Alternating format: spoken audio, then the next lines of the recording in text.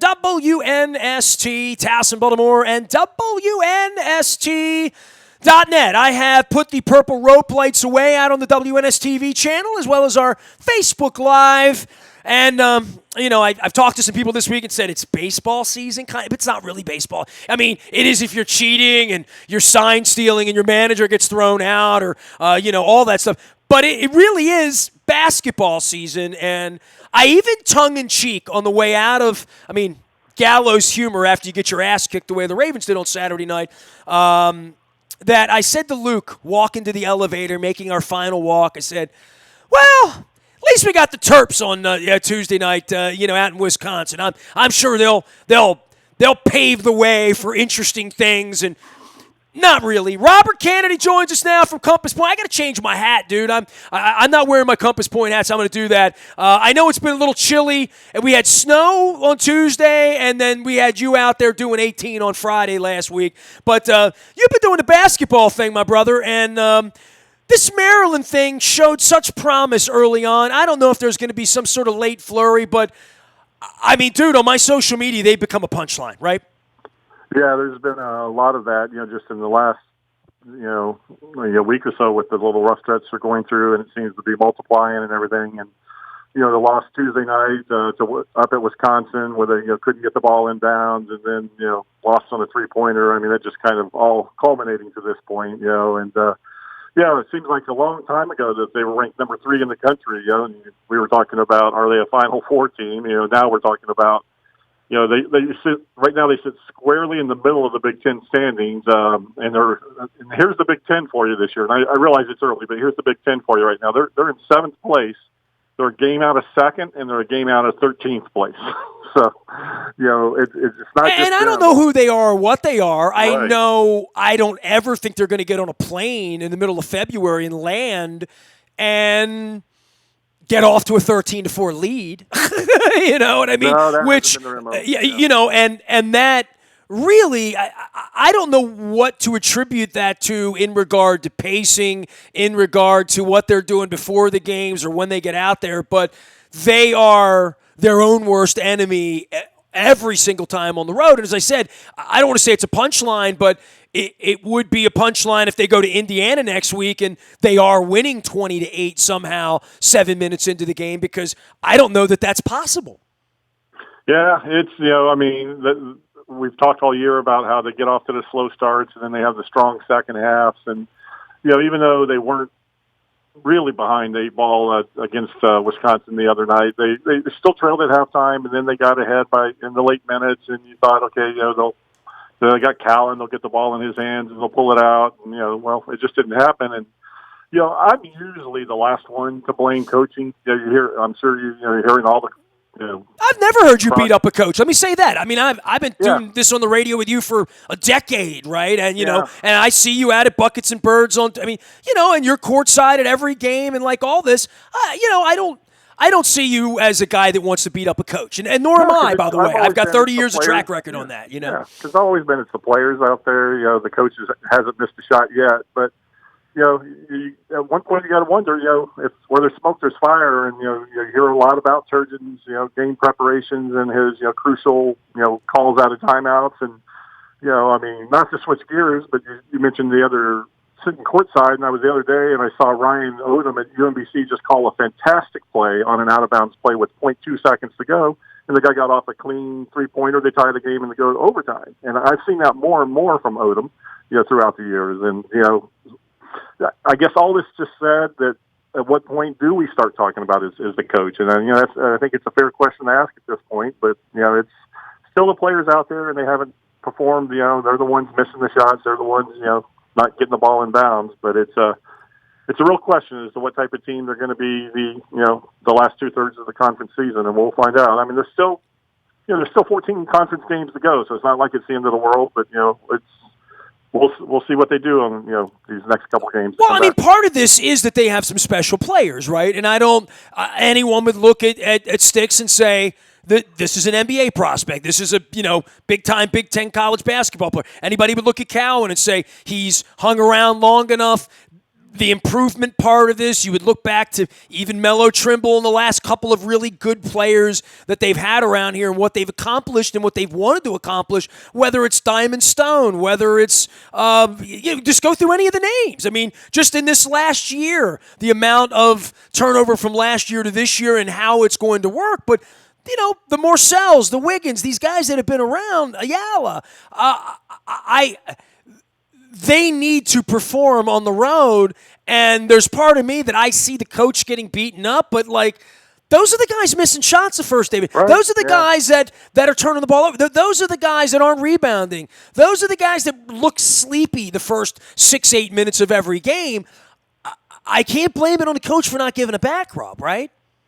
No, you can't, and that's like I said. That's why I've always been hesitant to do it. And, but when you talk about the talent, and there is getting the most out of talent and everything. And yes, they have a talented team. You're beginning the depth we've talked about. With losing the Mitchell twins, which maybe that wasn't that big a loss because they hadn't been playing and everything. But you have to think when he brought them in, he was certainly counting on getting something out of them this year. Even though they were freshmen, there's only one ball. He found that out a couple of years ago when he brought Suleiman and those guys in here, right?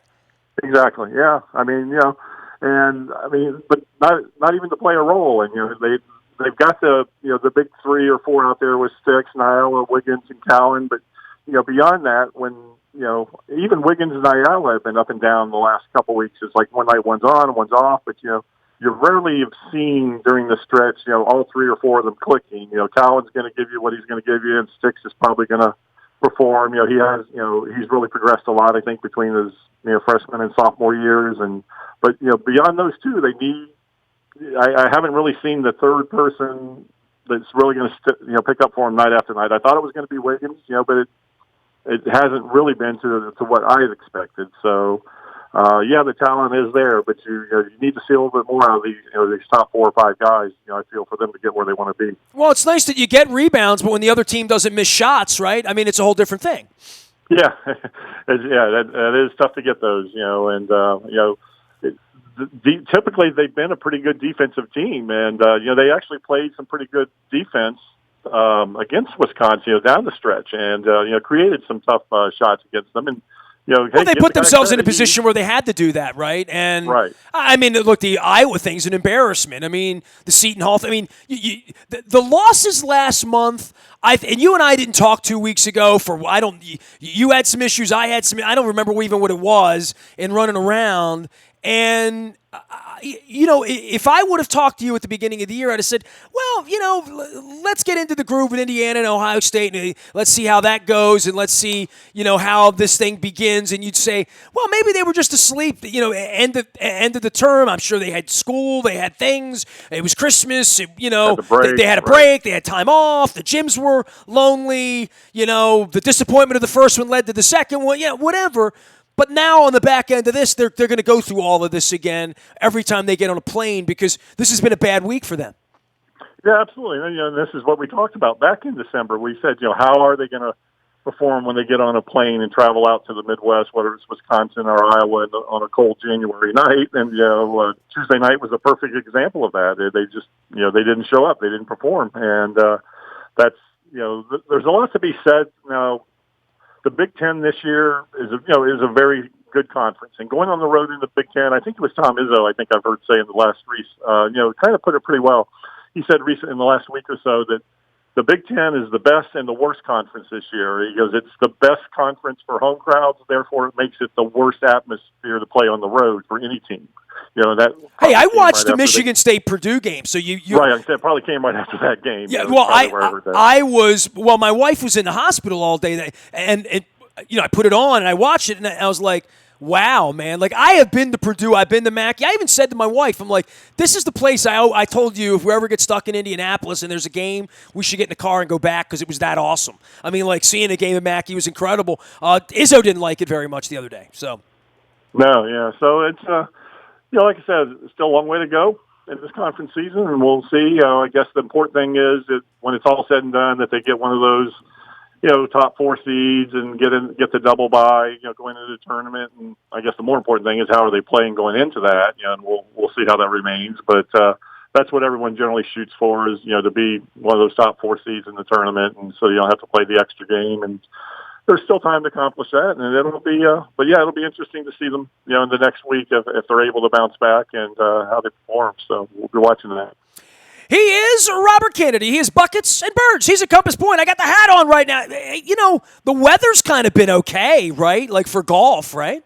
Yeah, we've had a better than average January. Like I said, I had the one day of snow last week, but it was gone the next day, and we were fortunate that a lot of the snow melted off our course, and we were able to get players out there when a few of the other courses surrounding us still had snow. So. Well, I'll tell you this, man. That you did nice to be south because Tuesday night we did a show with Sam Cook up in Greenmount Station in Hampstead, and I left the house. There was nothing. When I got there, there was 2 inches. When I got done, it felt like 5. I drove home, and there was nothing. And I guess you guys dusted off and could have played golf on Wednesday or Thursday, right? Yeah, I think Thursday we opened, and that night Tuesday, I actually had all intentions, going down to College Park for the Ohio State game, and actually started, and I got on the Parkway, and it was just, at this point I'll be making it by halftime, and so I made a U-turn and ended up watching it at home. But and then Saturday we had 70-degree weather and literally a full course from 8 a.m. to 5 p.m. when the sun went down. So it's been definitely some weather that we've gotten golfers out there, and this weekend we might looks like get a little bit more snow or typical January weather, but no complaints here on the weather front. Hey, well, you know what? I ran into John Feinstein the other day, and we talked a little UMBC, and we had a debate, you and me, about UMBC. I've hung my Coppin State a banner here because we are the voice of Coppin State, and Juan and the boys will be playing a little later on in the week here at WNST. Check Coppin State Sports for all that good stuff if you want, but Towson has certainly surged here after, if I had talked to you at the turn of the year, you'd have said, not so good. It's been a good week for Towson and a bad week for UMBC, right? Yeah, I mean, I think you've asked me more than once, outside of Maryland, who was, of these Baltimore area teams, the Towson's, Loyola's, UMBC, who did I like the most? And I think I've hedged my answer a lot, that it was really tough to tell with, UMBC with all the injuries they've had, and Towson, with their kind of inconsistent play and, really not very good. And, coming out of the new year, they started with 3 straight losses, and the Towson fan base, even though it's not as vocal as Maryland, they were calling for Scary's job, and this is horrible, and they lost 3 in a row, and now they just happened to open up against 3 of the toughest teams in the conference with like Hofstra, Northeastern, and Charleston. Is not a great. Pat Scary always says, he must annually piss off someone in the scheduling department there at the conference because they either open on the road at 2 of those or they get 2 or 3 of them in a row to open up. But then they've bounced back nicely with 3 straight wins, over Drexel, Delaware, and then going down to Wilmington a couple weeks ago or right after. So 3-3 with in the conference is pretty good compared to where they were just a week and a half ago. And then they've got a couple games coming up in the next week that are definitely winnable. They've got James Madison this weekend, and then they go down to Elon. So they could easily be 5-3 here by the time we probably or this time next week. So and they're they've been playing well. It's not just winning the Delaware and Drexel games. Both those were blowouts. They were leading both by 22 at halftime, and that's something that you like to see. They're not having to squeak them out and everything, and they held on, I think, to win both by 16 or 17 points. They didn't really blow the second half lead, which is something that's what they struggled with early in the year with some of their tough losses early in the year to like Buffalo and Kent State and everything. They led those games late and let them get away from them. So it was good to see them kind of take control of the game and hold on to it. And it'll be interesting to see what they do the rest of the season. And the CAA tournament will be played down the road in D.C., so it'll be a chance for the local people to get down there and hopefully see them do well. For you, with the rest of this, it's been sticky. I mean, Juan's struggling, right? I mean, Ryan Odom's struggling at this point. We sort of expected Morgan and Loyola to struggle a little bit. Other than Maryland, it is kind of hard to grasp anything around here. Towson's been good this week.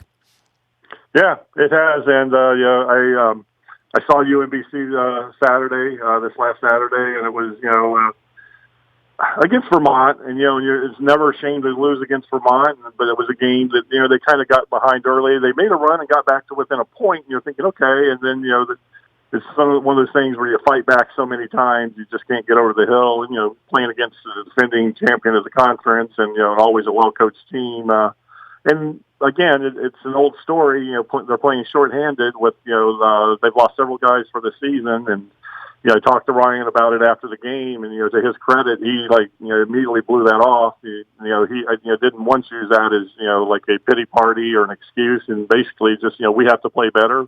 We have the guys we have, and we should play better. We should execute better, and that's. But it I think it's tougher than he'll want to say. Coaches are going to not use that as an excuse because everyone has injuries, but. When you're sitting there watching them, not be able to play Arkel Lamar, who's been a huge part of their team for the last 3 years, and he's pretty much gone for the season. And they've lost Max Curran, and then Darnell Rogers, a little point guard that was playing well for him early in the year, is still out. So it remains to be seen. It'll probably be a tough conference for them to do well this year. It may just be one of those reboot years where it is what it is, and things aren't going to get better, but. One thing I do know about a UMBC team, they're going to be well coached, and they're going to be in pretty much every game they play. And he'll give them a chance despite their injuries and their situations. So they're always good to watch in that aspect of it. Robert Canady is Buckets and Birds. He's down at Compass Point Golf. He's hitting the golf ball anytime it's nice out, encouraging you to do the same. If you got an event coming up, you want to just go out and hit the ball a little bit on a nice day. They got 36 beautiful holes down in Pasadena at Compass Point. Always great to talk college basketball with you, especially as we get into the heart of it. Hopefully the Terps can bounce back and have a better week. I hope all these teams have a better week, or maybe as good as Towson did last week. Good to have you aboard. We'll see you next week, Rob. Sounds good, Hester. You got it. Robert Canady, Buckets and Birds, Compass Point Golf. You can find me out in the buyatoyota.com audio vault 24 hours a day from anywhere in the world on your mobile device by downloading the TuneIn radio app. We do come in crystal clear from anywhere in the world. I am Nestor. We are WNST.net, AM 1570 at WNST Towson, Baltimore, and we never stop talking Baltimore sports.